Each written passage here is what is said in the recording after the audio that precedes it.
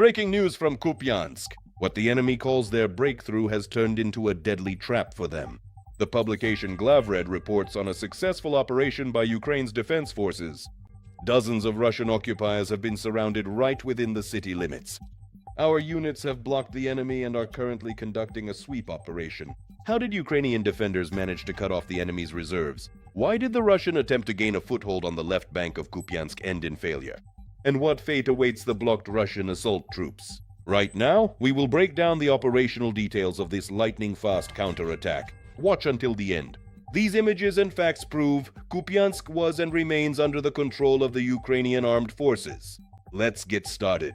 And now more details in our report. You're watching the Glavred channel, and I'm your host, Yevhen Serov. Like this video and subscribe to the channel. The situation was developing rapidly. As Glavred notes, Russian assault groups, supported by armored vehicles, tried to break deeper into the city using camouflage and heavy artillery fire. They managed to gain a foothold in several buildings in the industrial zone and residential sector. However, the Ukrainian command saw through this maneuver. Instead of a frontal clash, our forces used a pincer tactic. While some units held the enemy from the front, mobile groups of the Ukrainian armed forces outflanked the enemy, cutting off their ammunition supply routes and the approach of reserves. As a result, dozens of Russians were caught in a crossfire trap with no chance for an organized retreat. Right now, the active phase of eliminating the encircled group continues in Kupiansk. The editor-in-chief emphasizes that the Ukrainian armed forces are methodically finishing off the occupiers who refuse to lay down their arms. All available means are being used, from precision sniper shots to swarms of kamikaze drones. The enemy tried to hide in basements and industrial workshops, but Ukrainian aerial reconnaissance sees their every move. Attempts by the Russian command to break through to their soldiers using aviation or additional reserves were repelled by Ukrainian air defense and artillery even on the approaches to the city. For the occupiers encircled in Kupiansk, the choice is limited: captivity or death beneath the ruins of buildings. Why is this victory so important?